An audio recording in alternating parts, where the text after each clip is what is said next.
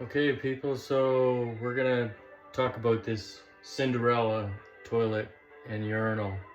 So your wife or husband or partner or they or whatever they are wants you to install this thing. Because they don't want to use the outhouse anymore. So here it is. So this is the toilet. Now this is the comfort model, which is electric. I just want to talk about that for a second. A lot of you guys are off grid. So basically it's running about 2,000 watts. So that could be a big problem in those cloudy day situations, right? But if you're on solar, but for the rest of certainly for the June, July, August type thing, no problem, right? So if you're just a 2-season cottage, solar's fine. But if you're running it all winter, you're gonna need a generator or something or you'd be better off going propane. Anyway, you can see that the toilet just has two connections: the air intake vent, which goes to this rubber seal, and then the exhaust. Now this is a special super high pipe that can handle 90 degrees Celsius.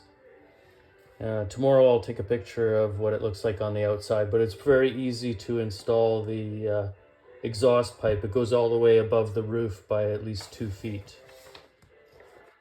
Above the faucet, above the face here. So that's the toilet, right? The key point I wanted to make out, you think 220, right? It says it's 220, so automatically you're thinking, oh my god, I need like a big square box with like for an oven type thing. But no, it's really just one of these little guys, and these are 15. So you got two 15s that can run as little as 14 AUG wire, and you can just use a regular square box. You don't need to go with one of these. It just plugs right into a regular square box. So if you're planning that out, don't put an octagonal or a square. This is just and your breakers too. You've got to buy a dual throw 15 amp. So you don't need a 30 or anything like you normally see on a 220. First of all, so that's the unusual thing. The other thing, so like I said, there's nothing going through the bottom, right? Because it's incinerated. So you're also, once a year, you're gonna have to take this thing out and put it, in this case, we haven't built the shower yet, but you gotta empty it out and clean it. So you're gonna be pulling it off the wall once a year and tilting it over to clean it. So we had to install it next to some place that you could do that easily. What we ran into is, in our case, we had three beams going up, so it was a bit of a pain in the ass. So hopefully you won't run into that.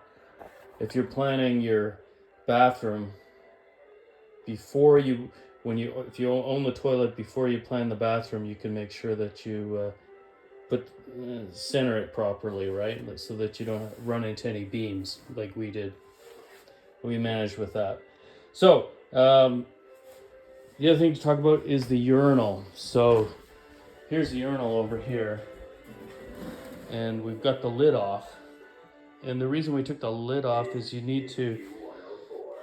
it just goes down to your regular gray water system through your drainage. So you can have a 1.5 inch pipe coming up through an adapter, and we use just a regular rubber adapter, 1.5 on both sides, and it's going to go in here, and then you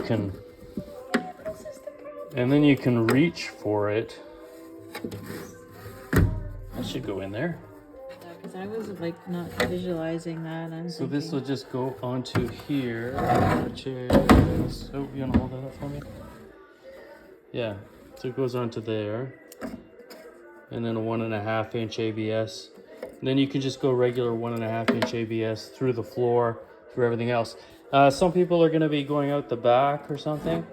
So it comes with a turn, but we won't be using that. And then all I did was, in my situation, my ABS has 2-inch for the shower, so I just teed off. I have a 1.5 teed off a 2 that I'm gonna go into. So that's it. So here's the hole here. So another question that we ran into is how close can you put this thing to the wall? And the reason that I have it like this, you can have it right up against the wall. Basically, you can push this thing right up against the wall, as long as there's room for the rubber thing. But when you remember, you're gonna have to do it once a year. You're gonna have to get this thing sealed back on again. So it's probably a good idea to have maybe 1.5 inches or at least something, enough room to get your hand in there to feel, to make sure it's sealed properly each time when you're pulling it off and on. Because you can see, like, this is never going to be anchored or screwed in anywhere. You can anchor that one in with some screws or use silicone, the little urinal, but because this thing has to be cleaned, it's never going to be anchored. It's heavy. It's quite heavy. So anyways, like by heavy, I mean it's like 75 pounds or something. So you just push it on and it seals on. That's it. There's no clamps or anything. So the reason I did this is first I got it lined up and hooked in.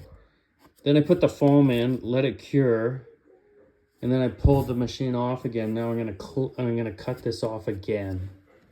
Now that I know I got it nicely lined up, I'll cut it off. And then I'll be able to push it back. Okay, hope that makes sense. That's how I did it. Somebody who's smarter probably has a better way to do it. So this is the hole. I went about, like, you're gonna have to check yourself, but I went about 10.5 inches from the wall, and that's where the urinal goes down into the gray water system. And it has a little anti-smell thing in the urinal. All right, so those are the main things that we ran into. We had a little trouble with pipes. They're really quite easy. They're very lightweight, and we just used some soapy water to help them stick together. The brackets that go, I'll show you tomorrow if I get a chance. The brackets that go from the wall out are fixed. So you just screw them in with a thread rod and they're the right size. So that's about it. So I'll show you that tomorrow when it's light outside. To remove the top, it just took a second. I just used a couple of flathead screwdrivers, prying at the back here gently, and the whole thing just popped off in a second. So on this urinal, you're gonna need a fitting, 1.5 to 1.5 rubber fitting in North America. And once it's in, you can come in through this hole from the top and tighten here and here.